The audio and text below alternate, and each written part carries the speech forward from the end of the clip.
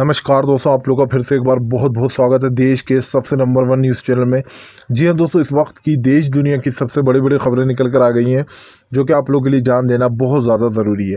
एक एक कर सारी बड़ी और अहम खबरें जानेंगे। दरअसल आप लोग बता, सबसे पहली जो बड़ी खबर निकल कर आ रही है, असदुद्दीन ओवैसी ने किया है ऐलान। जी हाँ, सभी गरीब लोगों का करेंगे इलाज, इसके बारे में विस्तार से बताएंगे।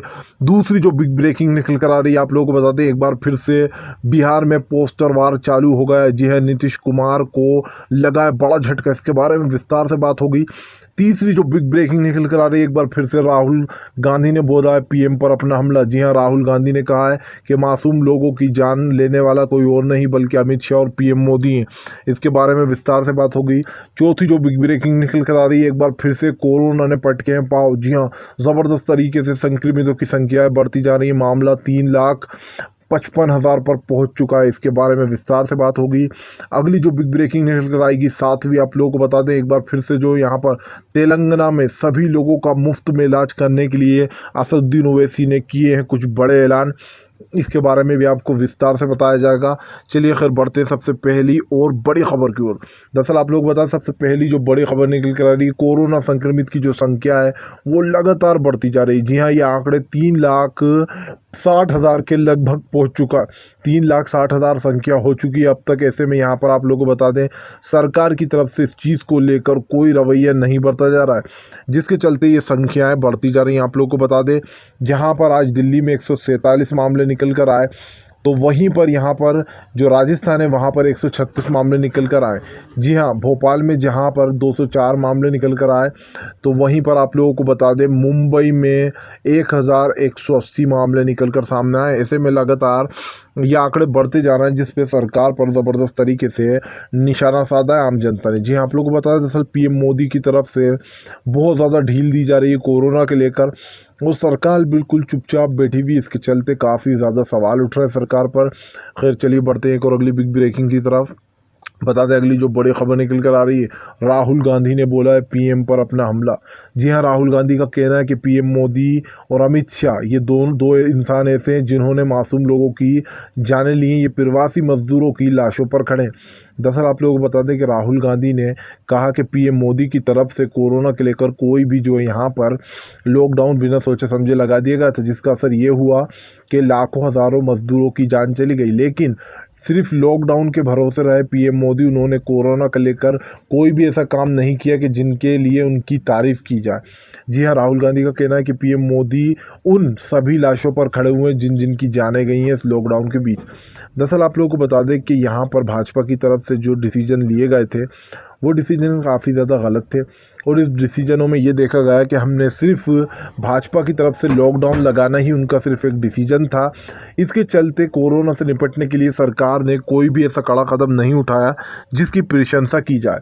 इस पर राहुल गांधी ने साफ साफ कहा कि जिन मजदूरों की जान गई है उनका पीएम मोदी ने एक भी बार जिक्र नहीं किया। हालांकि पीएम मोदी सभी से ये कहते रहते हैं कि आपके अकाउंट में इतना पैसा आएगा, आपके अकाउंट में उतना, लेकिन आखिर वो वादा कर कर कहाँ भूल जाते हैं। आप लोगों को बता दें, सभी प्रवासी और गरीब मजदूरों को 3 महीने तक राशन फ्री देने की बात की थी राहुल गांधी ने, लेकिन वो बात भी पूरी नहीं की गई। जी हाँ, सरकार काफ़ी मजदूरों को धोखा देती हुई नज़र आ रही है, जहाँ पर कई मजदूरों को अभी भी खाने को नहीं मिल रहा है। खैर चलिए बढ़ते हैं एक और अगली बिग ब्रेकिंग की तरफ। बता दें अगली जो बड़ी खबर निकल कर आ रही है वो नेपाल को लेकर आ रही है। जी हाँ, नेपाल की तानाशाही अभी भी बरकरार है। नेपाल ने जिस तरीके से हमारे इंडिया की ज़मीन पर कब्जा किया है, उस चीज़ को लगातार झुटलाते हुए नजर आ रहा है अमित शाह और पीएम मोदी। उनका कहना है कि सब कुछ ठीक है, लेकिन आप लोगों को बता दें देश के हालात काफ़ी ज़्यादा बिगड़ चुके हैं। हमारे देश की ज़मीन पर उन नेपाल का हिम्मत कैसे हुई नेपालियों की, जो उन्होंने हमारे देश की ज़मीन को इस तरीके से हथिया लिया। आप लोगों को बता दें, अभी यही मामला जो है किसी पाकिस्तानी ने करा होता तो पीएम मोदी फ़ौरन जो है उछल के आगे आ जाते। लेकिन आखिर समझ में ये नहीं आ रहा है कि पीएम मोदी हमारे देश पर पाकिस्तान और चीन इस तरीके से हमला कर रहा है, चीन और नेपाल, तो आखिर पीएम मोदी उनको जवाब क्यों नहीं देते। अभी पाकिस्तान ने किया होता तो फ़ौरन जवाब दे दिया होता, क्योंकि उन्हें पता है कि वो देश कमज़ोर है पाकिस्तान। लेकिन यहाँ पर जिस तरीके से पीएम मोदी चीन और उनको यहाँ पर नेपाल को इस तरीके से छूट दे रहा है, इस पर राहुल गांधी ने भी साधा निशाना। राहुल गांधी कहना है कि पीएम मोदी बता रहे हैं पूरे देश को कि सब हालात ठीक है, लेकिन नेपाल ने हमारे देश की जिस तरीके से ज़मीन पर कब्जा कर लिया है, ये हमारे लिए बहुत ही जो है यहाँ पर घृणा की बात है, क्योंकि यहाँ पर हमारे देश के जो नौजवान हैं सिख, वो भी जवाब देना जानते हैं, लेकिन ऐसे में पीएम मोदी जो है अपनी चुप्पी साधे हुए बैठे हैं। खैर चलिए बढ़ते हैं और अगली बिग ब्रेकिंग की तरफ। बता दें अगली जो बड़ी खबर निकल कर आ रही है, असदुद्दीन ओवैसी ने फिर से एक बार किया है ऐलान।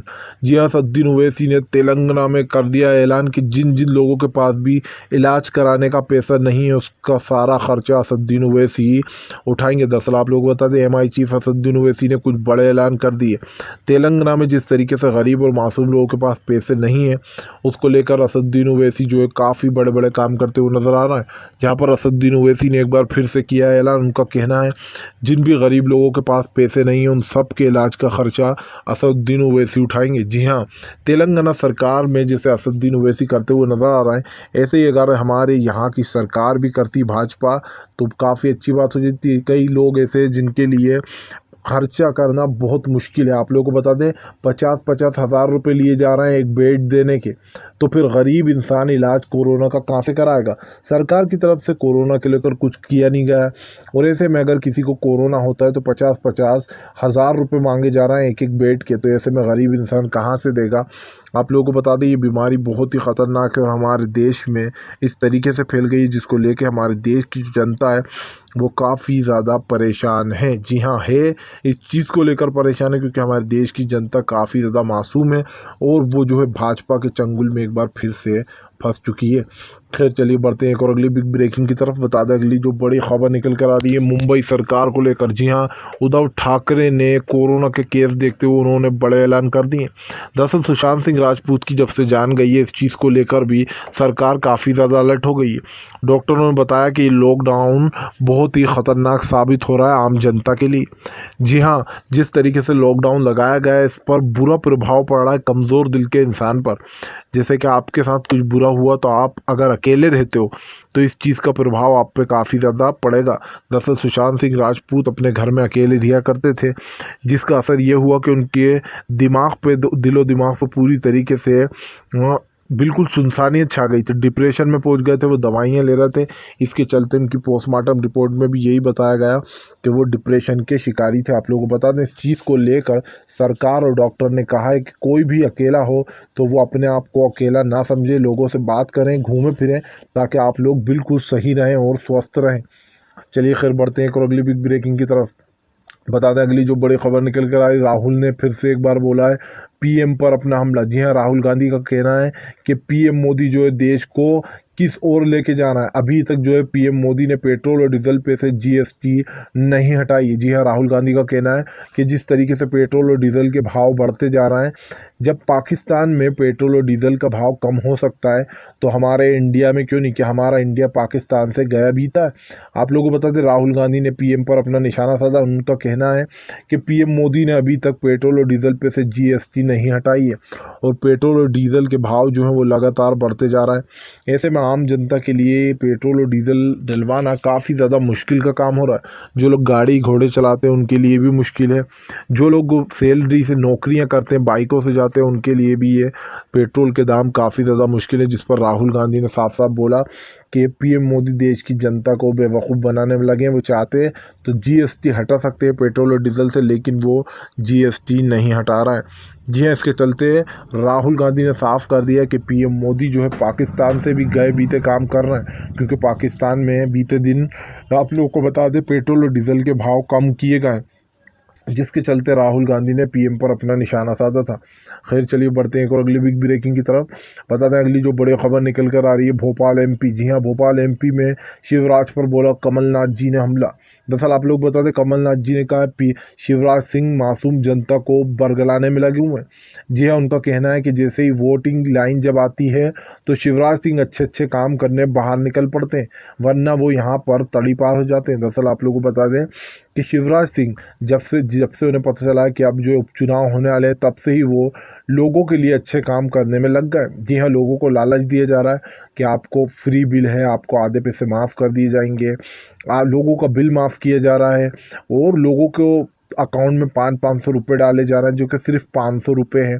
ऐसे में कमलनाथ ने निशाना साधा। उनका कहना है कि मासूम जनता से हज़ार हज़ार लाखों लाखों रुपए लूट कर उनको उन्हीं का पैसा देकर अच्छा बनने की कोशिश कर रही है शिवराज सरकार। जी हाँ, कमलनाथ जी ने निशाना साधा है। उन्होंने कहा शिवराज सरकार को अगर कोई भी वोट दे दे तो मैं यहीं पर खड़ा हूँ, क्योंकि उन्होंने एक तरफ तो भाजपा वालों का भी विश्वास तोड़ा है, दूसरी तरफ जिन लोगों ने कांग्रेस को जिताया था और जो 21 बागी विधायक गए थे, उन लोगों को अब कहीं से भी वोट मिलना नामुमकिन है, क्योंकि लोगों ने उन लोग को इसलिए वोट दिया था क्योंकि वो पंजे पर थे, कांग्रेस पे थे। हमारे देश की जनता कांग्रेस को चाहती है। इस वक्त जो देश के हालात हैं उसको देखते हुए सिर्फ कांग्रेस ही उन्हें सही लग रही थी, जिसके चलते कांग्रेस को जिताया गया था एमपी में, लेकिन धोखाधड़ी से वो सरकार को गिरा दिया गया। आप लोगों को बता दें, उसके पीछे यहाँ पर एक आवाज़ जो है शिवराज की ज़बरदस्त तेज़ी से वायरल हुई थी, जिस आवाज़ का जिम्मेदार उन्होंने शिवराज ने दिग्गी को ठहराया, जबकि वो आवाज़ खुद शिवराज की है और दिग्गी पर यह इल्ज़ाम लगा दिया गया कि दिग्गी ने इस आवाज़ के साथ छेड़खानी की है। आप लोगों को बता दें, शिवराज की आवाज़ तेज़ी से वायरल हो रही है और वो आवाज़ बिल्कुल रियल थी। जी हाँ, जिसके चलते यहाँ पर फिर से एक बार जो शिवराज ने अपना पत्ता फेंका है बच निकलने के लिए, क्योंकि उनके जो बॉस हैं यानी कि पीएम मोदी, वो उनकी इस हरकत से नाराज़ थे, जिस तरीके से उन्होंने सबके सामने बोला था कि केंद्र सरकार का था कि कांग्रेस को गिराया जाए। कमलनाथ जी ने पहले ही बोला था कि कांग्रेस को गिराने में सबसे बड़ा हाथ जो है वो पीएम का है। ऐसे में फिर से एक बार यही देखने को मिला और वो अपने मुंह से भी उन्होंने कबूल दिया है। खैर, अगर आप भी पीएम मोदी की सभी नीतियों का दिल से विरोध करते हो तो इस वीडियो को दिल से लाइक करके हमारे चैनल को सब्सक्राइब कीजिए, ताकि हमारे हर वीडियो